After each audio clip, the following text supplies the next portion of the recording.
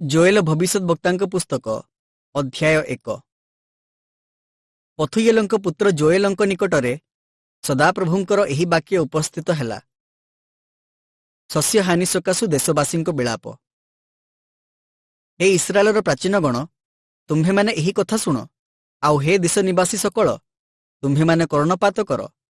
ତୁମ୍ଭମାନଙ୍କ ସମୟରେ କି ଅବା ତୁମ୍ଭମାନଙ୍କର ପୂର୍ବପୁରୁଷଗଣର ସମୟରେ କି ଏହା ଘଟିଅଛି? ତୁମ୍ଭେମାନେ ଆପଣା ଆପଣା ସନ୍ତାନଗଣକୁ ଏହା ଜଣାଅ ଓ ତୁମ୍ଭମାନଙ୍କର ସନ୍ତାନଗଣ ସେମାନଙ୍କ ସନ୍ତାନଗଣକୁ ଜଣାଉନ୍ତୁ, ଆଉ ସେମାନଙ୍କର ସନ୍ତାନଗଣ ଆସନ୍ତା ପିଢ଼ିଙ୍କୁ ଜଣାଉନ୍ତୁ।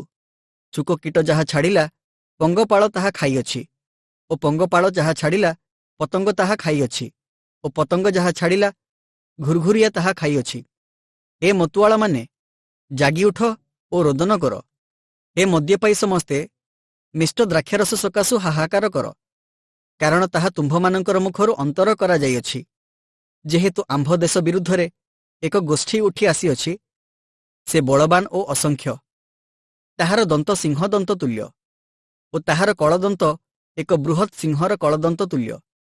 ସେ ଆମ୍ଭର ଦ୍ରାକ୍ଷଲତା ଉଜାଡ଼ କରିଅଛି ଓ ଆମ୍ଭ ଡିମ୍ବିରି ବୃକ୍ଷର ଛେଲି ଛଡ଼ାଇ ପକାଇଅଛି।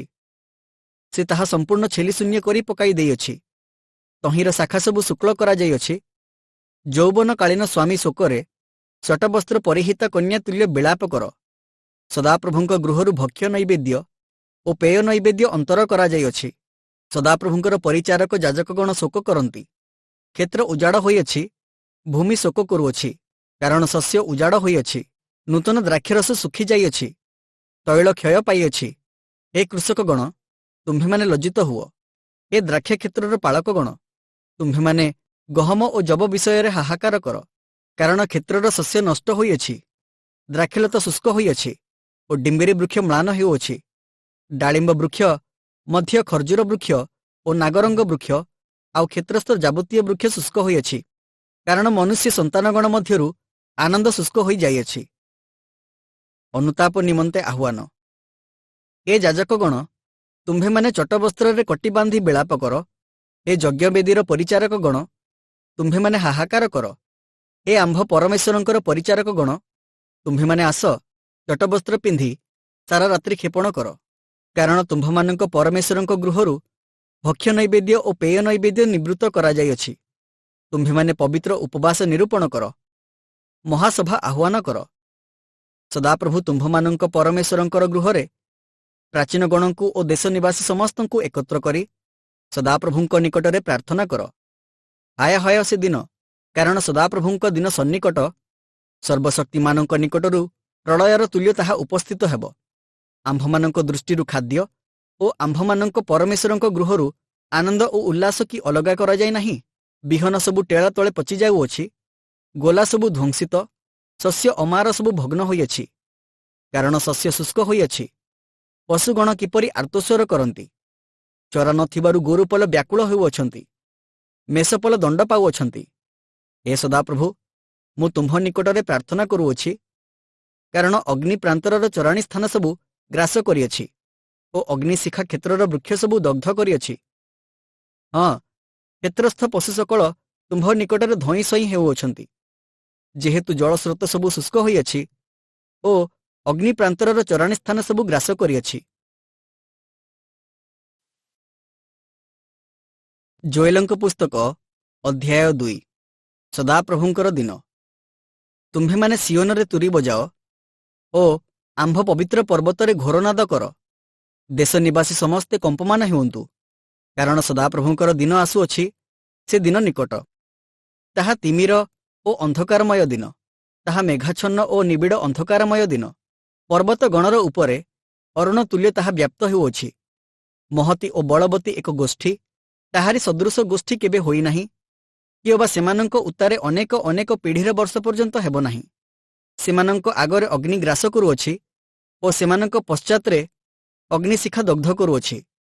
ସେମାନଙ୍କ ଆଗରେ ଦେଶ ଏଦନ ଉଦ୍ୟାନ ତୁଲ୍ୟ ଓ ସେମାନଙ୍କ ପଶ୍ଚାତରେ ତାହା ଧ୍ୱଂସିତ ପ୍ରାନ୍ତର, ଆଉ ସେମାନଙ୍କଠାରୁ ରକ୍ଷାପ୍ରାପ୍ତ କେହି ନାହିଁ। ସେମାନଙ୍କର ଆକାର ଅଶ୍ୱଗଣର ଆକୃତି ତୁଲ୍ୟ ଓ ସେମାନେ ଅଶ୍ୱାରୋହୀ ଗଣର ତୁଲ୍ୟ ଦୌଡ଼ନ୍ତି। ପର୍ବତ ଗଣର ଶୃଙ୍ଗରେ ରଥସମୂହର ଶବ୍ଦ ତୁଲ୍ୟ ସେମାନେ କୁଦନ୍ତି। ନଡ଼ାଗ୍ରାସକାରୀ ଅଗ୍ନିଶିଖାର ଶବ୍ଦ ତୁଲ୍ୟ ସେମାନେ ଯୁଦ୍ଧାର୍ଥେ ଶ୍ରେଣୀବଦ୍ଧ ବଳବତୀ ଗୋଷ୍ଠୀ ତୁଲ୍ୟ। ସେମାନଙ୍କ ସାକ୍ଷାତରେ ଗୋଷ୍ଠୀଗଣ ଯନ୍ତ୍ରଣାଯୁକ୍ତ, ସମସ୍ତଙ୍କର ମୁଖ ମଳିନ। ସେମାନେ ବୀରଗଣ ତୁଲ୍ୟ ଦୌଡ଼ନ୍ତି, ସେମାନେ ଯୋଦ୍ଧାଗଣ ତୁଲ୍ୟ ପ୍ରାଚୀର ଚଢ଼ନ୍ତି। ସେମାନେ ପ୍ରତ୍ୟେକେ ଆପଣା ଆପଣା ପଥରେ ଅଗ୍ରସର ହୁଅନ୍ତି ଓ ସେମାନେ ଆପଣା ଆପଣା ଶ୍ରେଣୀ ଭଗ୍ନ କରନ୍ତି ନାହିଁ, ଅବା ସେମାନଙ୍କର ଏକ ଜଣ ଆର ଜଣକୁ ଠେଲନ୍ତି ନାହିଁ। ସେମାନେ ପ୍ରତ୍ୟେକେ ଆପଣା ଆପଣା ପଥରେ ଅଗ୍ରସର ହୁଅନ୍ତି। ସେମାନେ ଅସ୍ତ୍ରଶସ୍ତ୍ର ମଧ୍ୟରେ ପେଲି ହୋଇ ପଶନ୍ତି ଓ ଆପଣା ଆପଣା ଯିବାର ପଥ ଛାଡ଼ନ୍ତି ନାହିଁ। ସେମାନେ ନଗର ଉପରେ କୁଦନ୍ତି, ସେମାନେ ନଗରର ପ୍ରାଚୀର ଉପରେ ଦୌଡ଼ନ୍ତି। ସେମାନେ ଗୃହ ଉପରେ ଚଢ଼ନ୍ତି, ସେମାନେ ଚୋର ପରି ଝରକା ବାଟେ ପ୍ରବେଶ କରନ୍ତି। ସେମାନଙ୍କ ସମ୍ମୁଖରେ ପୃଥିବୀ କମ୍ପିତ ହୁଏ, ଆକାଶମଣ୍ଡଳ ଥରଥର ହୁଏ, ସୂର୍ଯ୍ୟ ଓ ଚନ୍ଦ୍ର ଅନ୍ଧକାରମୟ ହୁଏ ଓ ନକ୍ଷତ୍ରଗଣ ଆପଣା ଆପଣା ତେଜ ରହିତ କରନ୍ତି। ପୁଣି ସଦାପ୍ରଭୁ ଆପଣା ସୈନ୍ୟ ସାମନ୍ତ ସମ୍ମୁଖରେ ଆପଣା ରବ ଉଚ୍ଚାରଣ କରନ୍ତି। କାରଣ ତାହାଙ୍କର ଛାଉଣି ଅତି ବଡ଼, କାରଣ ତାହାଙ୍କର ବାକ୍ୟ ଯେ ସାଧନ କରେ ସେ ବଳବାନ। କାରଣ ସଦାପ୍ରଭୁଙ୍କର ଦିନ ମହତ୍ ଓ ଅତି ଭୟାନକ, ଆଉ କିଏ ତାହା ସହ୍ୟ କରିପାରେ? ଅନୁତାପ ନିମନ୍ତେ ଆହ୍ୱାନ। ତଥାପି ସଦାପ୍ରଭୁ କହନ୍ତି, ଏବେ ହେଁ ତୁମ୍ଭେମାନେ ଉପବାସ, ରୋଦନ ଓ ବିଳାପ କରି ଆପଣାମାନଙ୍କର ସର୍ବାନ୍ତକରଣ ସହିତ ଆମ୍ଭ ନିକଟକୁ ଫେରିଆସ। ପୁଣି ଆପଣା ଆପଣା ବସ୍ତ୍ର ନ ଚିରି ଅନ୍ତଃକରଣ ଚିର ଓ ସଦାପ୍ରଭୁ ଆପଣାମାନଙ୍କର ପରମେଶ୍ୱରଙ୍କ ନିକଟକୁ ଫେରିଆସ। କାରଣ ସେ କୃପାମୟ ଓ ସ୍ନେହଶୀଳ, କ୍ରୋଧରେ ଧୀର ଓ ଦୟାରେ ପରିପୂର୍ଣ୍ଣ, ଆଉ ସେ ଅମଙ୍ଗଳ କରିବା ବିଷୟରେ କ୍ଷାନ୍ତ ହୁଅନ୍ତି। କେଜାଣି ସେ ଫେରି ଦୁଃଖିତ ହେବେ ଓ ଆପଣ ପଶ୍ଚାତ୍ ଆଶୀର୍ବାଦ ଅର୍ଥାତ୍ ସଦାପ୍ରଭୁ ତୁମ୍ଭମାନଙ୍କର ପରମେଶ୍ୱରଙ୍କ ଉଦ୍ଦେଶ୍ୟରେ ଭକ୍ଷ୍ୟ ନୈବେଦ୍ୟ ଓ ପେୟ ନୈବେଦ୍ୟ ରଖିଯିବେ। ସିଓନରେ ତୁରୀ ବଜାଅ ଓ ପବିତ୍ର ଉପବାସ ନିରୂପଣ କର।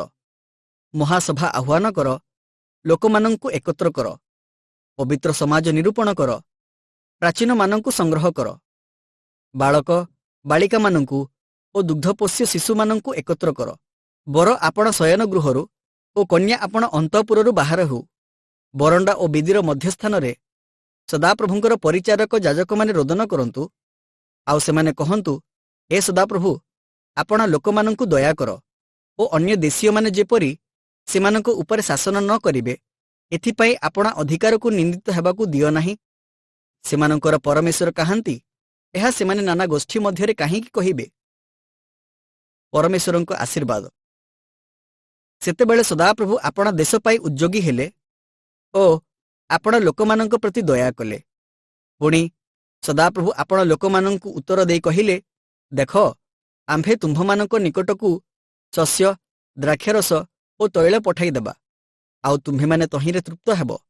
ପୁଣି ଆମ୍ଭେ ଅନ୍ୟ ଦେଶୀୟମାନଙ୍କ ମଧ୍ୟରେ ତୁମ୍ଭମାନଙ୍କୁ ଆଉ ନିନ୍ଦାର ପାତ୍ର କରିବା ନାହିଁ।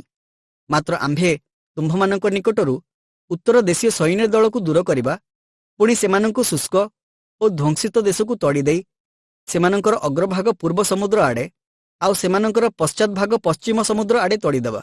ତହିଁରେ ସେମାନଙ୍କର ଦୁର୍ଗନ୍ଧ ଉଠିବ ଓ କୁବାସ ନିର୍ଗତ ହେବ, କାରଣ ସେ ମହତ୍ କର୍ମମାନ କରିଅଛନ୍ତି। ହେ ଦେଶ, ଭୟ କର ନାହିଁ, ଉଲ୍ଲସିତ ହୋଇ ଆନନ୍ଦ କର, କାରଣ ସଦାପ୍ରଭୁ ମହତ୍ କର୍ମମାନ କରିଅଛନ୍ତି। ହେ କ୍ଷେତ୍ରସ୍ଥ ପଶୁଗଣ, ତୁମ୍ଭେମାନେ ଭୟ କର ନାହିଁ, କାରଣ ପ୍ରାନ୍ତରସ୍ଥ ଚରାଣୀ ସ୍ଥାନ ସବୁ ଅଙ୍କୁରିତ ହେଉଅଛି। ବୃକ୍ଷ ଫଳ ଫଳୁଅଛି, ଡିମ୍ବିରି ବୃକ୍ଷ ଓ ଦ୍ରାକ୍ଷାଲତା ଆପଣା ଶକ୍ତି ପ୍ରକାଶ କରୁଅଛି। ଏଥିପାଇଁ ହେ ସିଓନର ସନ୍ତାନଗଣ, ତୁମ୍ଭେମାନେ ଉଲ୍ଲସିତ ହୁଅ ଓ ସଦାପ୍ରଭୁ ତୁମ୍ଭମାନଙ୍କ ପରମେଶ୍ୱରଙ୍କଠାରେ ଆନନ୍ଦ କର, କାରଣ ସେ ତୁମ୍ଭମାନଙ୍କୁ ଯଥା ପରିମାଣରେ ଆଦ୍ୟ ବୃଷ୍ଟି ଦିଅନ୍ତି ଓ ସେ ତୁମ୍ଭମାନଙ୍କ ନିମନ୍ତେ ବୃଷ୍ଟି ବର୍ଷାନ୍ତି, ଆଦ୍ୟ ବୃଷ୍ଟି ଓ ଶେଷ ବୃଷ୍ଟି ପ୍ରଥମ ମାସରେ। ପୁଣି ତୁମ୍ଭମାନଙ୍କର ଖଳା ସବୁ ଗହମରେ ପରିପୂର୍ଣ୍ଣ ହେବ ଓ କୁଣ୍ଡ ସବୁ ଦ୍ରାକ୍ଷାରସ ଓ ତୈଳରେ ଉଛୁଳି ପଡ଼ିବ। ଆଉ ଆମ୍ଭେ ତୁମ୍ଭମାନଙ୍କ ମଧ୍ୟକୁ ଆପଣାର ଯେଉଁ ମହାସୈନ୍ୟ ଦଳ ଅର୍ଥାତ୍ ପଙ୍ଗପାଳ, ପତଙ୍ଗ, ଘୁର୍ଘୁରିଆ ଓ ଶୁକକୀଟ ପଠାଇଲୁ। ସେମାନେ ଯେଉଁ ବର୍ଷର ଶସ୍ୟାଦି ଖାଇଅଛନ୍ତି ତାହା ଆମ୍ଭେ ତୁମ୍ଭମାନଙ୍କୁ ଫେରାଇଦେବା। ତହିଁରେ ତୁମ୍ଭେମାନେ ପ୍ରଚୁର ରୂପେ ଭୋଜନ କରି ପରିତୃପ୍ତ ହେବ ଓ ଯେ ତୁମ୍ଭମାନଙ୍କ ପ୍ରତି ଆଶ୍ଚର୍ଯ୍ୟ ବ୍ୟବହାର କରିଅଛନ୍ତି, ତୁମ୍ଭେମାନେ ସେହି ସଦାପ୍ରଭୁ ତୁମ୍ଭମାନଙ୍କ ପରମେଶ୍ୱରଙ୍କ ନାମର ପ୍ରଶଂସା କରିବ ଓ ଆମ୍ଭର ଲୋକମାନେ କଦାପି ଲଜ୍ଜିତ ହେବେ ନାହିଁ। ତହିଁରେ ଆମ୍ଭେ ଯେ ଇସ୍ରାଏଲର ମଧ୍ୟବର୍ତ୍ତୀ ଅଛୁ ଓ ଆମ୍ଭେ ଯେ ସଦାପ୍ରଭୁ ତୁମ୍ଭମାନଙ୍କର ପରମେଶ୍ୱର ଅଟୁ ଓ ଅନ୍ୟ କେହି ନାହିଁ, ଏହା ତୁମ୍ଭେମାନେ ଜାଣିବ। ପୁଣି ଆମ୍ଭର ଲୋକମାନେ କଦାପି ଲଜ୍ଜିତ ହେବେ ନାହିଁ। मनुष्य उपरे परमेश्वरଙ୍କ आत्मा। पुणी तहीं उतारे आम्भे समुदाय प्राणी उपरे आपण आत्मा ढालिबा। तहिंरे तुम्भमानंकर पुत्रगण ओ कन्यागण भविष्यवाक्य प्रचार करिवे। तुम्भमानंकर वृद्ध लोकमाने स्वप्न देखिबे। तुम्भमानंकर युवा लोकमाने दर्शन पाइबे। आउ सेही समयरे मध्य आम्भे दासदासी गणर उपरे आपणर आत्मा ढालिबा। पुणी आम्भे आकाशरे ओ पृथ्वीरे रक्त, अग्नि ओ धूमस्तंभर अद्भुत लक्षण देखाइबा। सदाप्रभुंकर महत् ओ भयंकर दिनर आगमनर पूर्वे सूर्य अंधकार ओ चंद्र रक्त होइजिब। पुणी जे केही सदाप्रभुंक नामरे प्रार्थना करिब से उद्धार पाइब। कारण सदाप्रभुंक वाक्य प्रमाणे सियोन पर्वतरे ओ जेरुसालेमरे रक्षाप्राप्त लोकमाने रहिबे। पुणी जेउमानंकु सदाप्रभु आह्वान करिवे सेमाने अवशिष्टांशर मध्यरे रहिबे।